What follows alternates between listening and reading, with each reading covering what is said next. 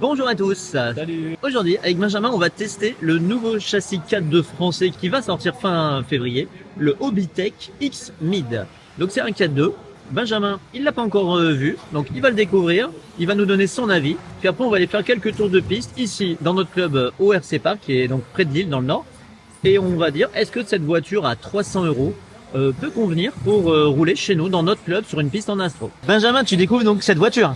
Ouais, je connaissais pas la marque. Enfin, si je connaissais de nom et un peu visuellement certains châssis Hobbytech. Donc là, je découvre. C'est la première fois que j'en ai un dans les mains. Visuellement, c'est une belle boîte. Ça a l'air d'être un beau châssis, moteur central arrière. Franchement, ça a l'air plutôt qualitatif pour entre guillemets un châssis RTR. Quand même un cerveau 9 kg, c'est pas mal. L'électronique, je connais pas, donc ça sera à tester tout à l'heure sur la piste. Et conception triangle châssis.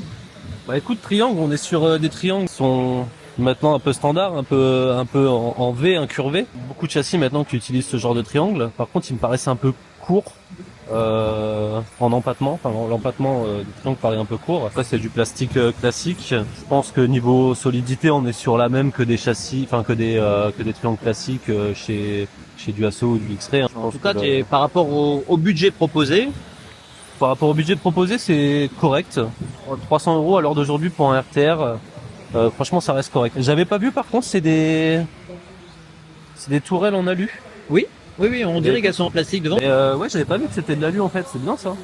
Oui, les deux tourelles sont en alu. Elles ont l'air très épaisses. Ouais. Donc ça, je pense pas qu'elles plieront. Je pense qu'on va être sur du 4 ou 5 mm. Et alors donc, t'as vu qu'il y avait un réglage de drop, donc de la hauteur des triangles. Un peu comme sur les 1.8. Voilà, regarde. Ouais, j'avais pas vu ça. Là, il y a des petites oreilles. Ouais. Tu vois, ça c'est marrant, c'est que c'est un réglage que, bah, étant donné que je roule pas en 1.8 et que je sais que sur un 1.8 on peut régler le drop au niveau des triangles. Mais alors là-dessus, sur un 4.2, je connais pas l'utilité. Peut-être que c'en a une, mais je la connais pas. Bon alors, du coup, moi j'ai quand même fait un pack avant que tu la vois. Et j'ai essayé les pneus d'origine, qui sont là, et les pneus avant. Ici, dans notre club ORC Park, ils ne conviennent pas.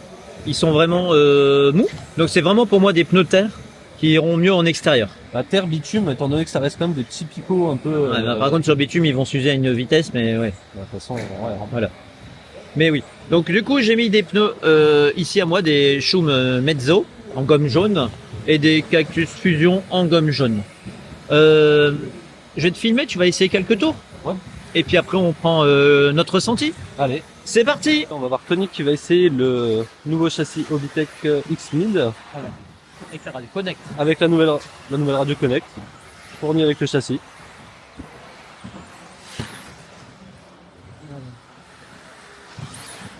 Bon, je vais commencer à te dire un petit peu mes impressions. Donc là, effectivement, donc là, c'est le deuxième essai que je fais avec mes pneus. Donc, désolé, il y en a qui tapent au marteau. Donc, on a des pneus Schumacher classiques, les pneus qu'on utilise habituellement ici au RC Park.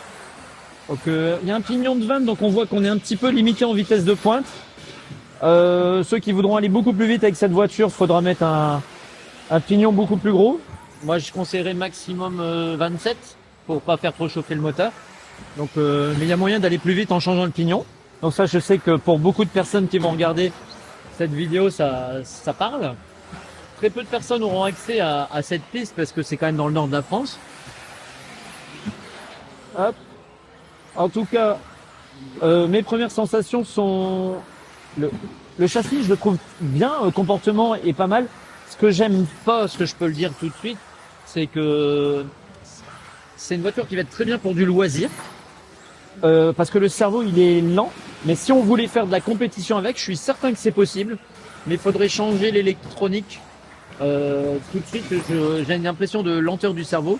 Et alors, est-ce que c'est que le cerveau ou est-ce que c'est dû à l'ensemble combo radio? Ça, j'en ai aucune idée. Voilà. Est-ce que tu veux, qu'est-ce que tu en penses toi au niveau du visuel, Benjamin? Bah écoute, du visuel, c'est une voiture qui a l'air de se comporter plutôt bien. Après, bon, là on l'exploite pas comme on voudrait l'exploiter, du fait qu'on est un petit peu, c'est un petit peu lent, on va dire. Je regarderai, j'ai peut-être un pion de 24 après si on peut essayer. Ah ouais, pourquoi Ça permettra peut-être de montrer la transmission aussi après. Ouais. Bah, écoute. commence à m'habituer à ce temps de réaction, tu sais. Ouais. Tu vois, car ça commence à être plus beau visuellement. Ouais, c'est vrai que. Alors par contre, elle était très lente au début et on a réduit le dual rate. Donc sur la radio, c'est le bouton STDR. Il suffit de le réduire et comme ça, le palonnier, il a moins de chemin à parcourir. Oui. Et comme il a moins de chemin à parcourir, on a moins cette impression de lenteur pour aller de droite à gauche. Hop, hop, hop, hop, hop. Je suis coincé. Bon, super, on a un petit ramasseur. Tu veux essayer, Benjamin? Allez. Allez. C'est toi là? Alors, Benjamin est parti pour rouler.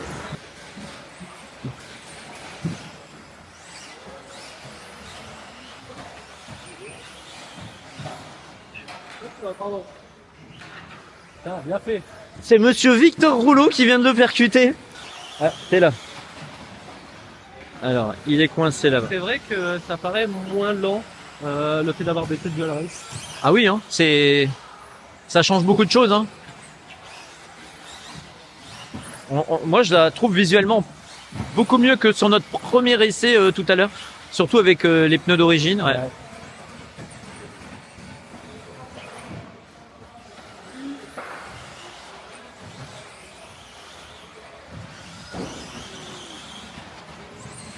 T'as l'air beaucoup plus à l'aise hein, que tout à l'heure. Ouais. Oh, t'as failli réussir l'enchaînement. J'arrive pas. Voilà. La réception, j'ai l'impression qu'elle claque un petit peu. Ouais. Donc je pense qu'il y a quelque chose à faire sur l'amortisseur ou peut-être pas assez de drop justement parce que tout à l'heure j'ai vu que ces triangles étaient assez plats. Ouais. Donc je pense que peut-être voir quelque chose au niveau du drop. Attends, ligne droite. Ouais, j'ai vu. Super. Donc, de toute façon, qu'il y a le châssis tape vite au sol. Bon, c'est pas mal. C'est pas mal. Hop. Oh, tu peux signaler que Benjamin est un très bon pilote. Hein. Et ça se voit. Oui, première fois que tu réussis le double.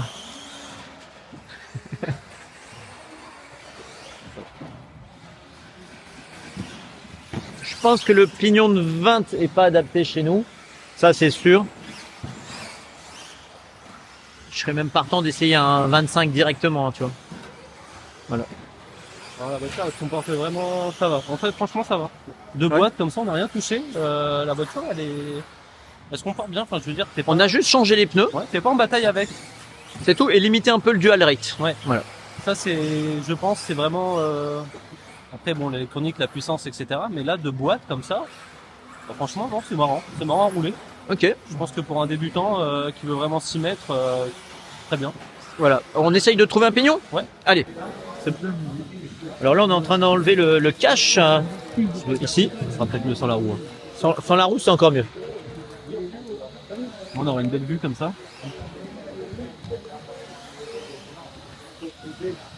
Donc on a défait là. Toc. Merci. Alors voilà un petit peu le slipper. Est-ce qu'il est chaud?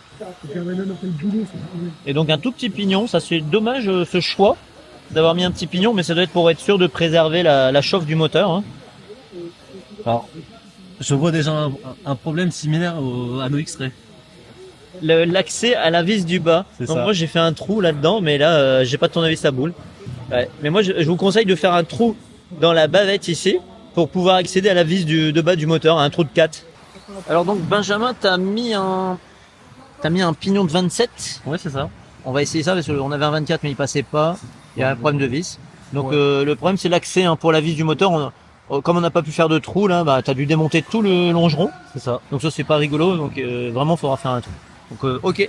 Donc tu fermes la carreau, mais plus le clip devant, c'est infernal pour aller y mettre ses doigts.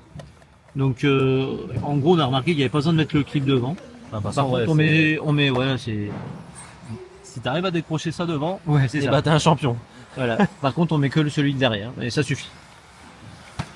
Là le petit cache comme on roule en salle, il sert à rien parce que ici il n'y a pas de poussière. Allez c'est parti et c'est alors t'es là et c'est avec le pignon pour Benjamin.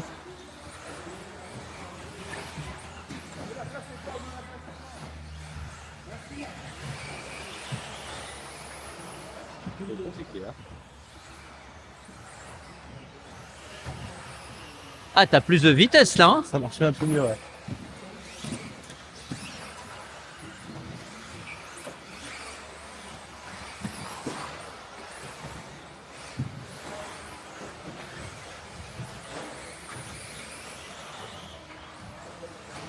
Ah, j'ai un peu de mal encore avec la direction.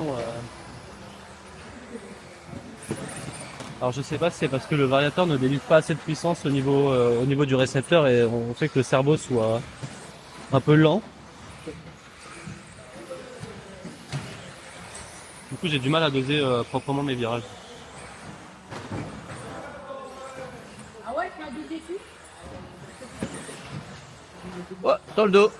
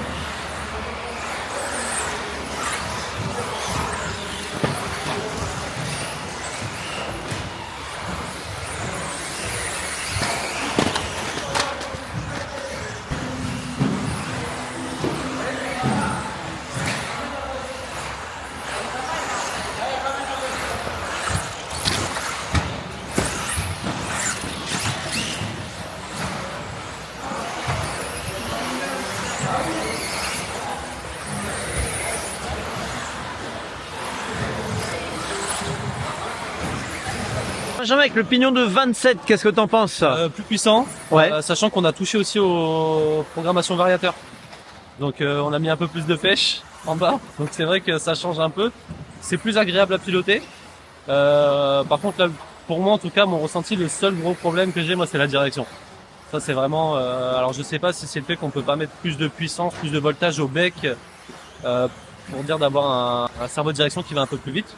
Donc soit tester avec qu'on appelle ça un variateur différent pour voir si on peut lui mettre plus de puissance ou un autre cerveau. Et si on demandait à monsieur Pascal, notre vice-président, de tester le Hobbytech X-Mode 4.2? Ben, ouais, vous me prenez un petit peu de dépourvu, mais Allez. on va pas. Ah oui, ah, oh là. Ah oui. Il a un... Oh, je vais laisser passer parce que là... wouhou. Bon, faut s'habituer. Hein.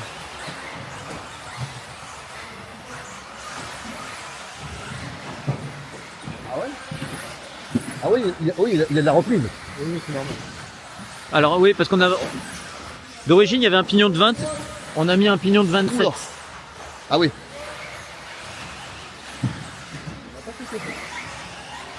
Ah, je... Voilà, voilà. Désolé hein, pour le pilotage, mais...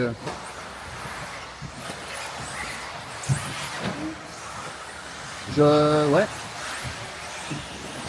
Je pense qu'il faut améliorer la direction. On est d'accord. On est d'accord? On s'était pas concerté avant. Ouais, il faut améliorer un peu la direction. Par contre, le comportement a l'air d'être sain là, sur les premiers tours de roue. Oh, ça se passer. Hein. Mais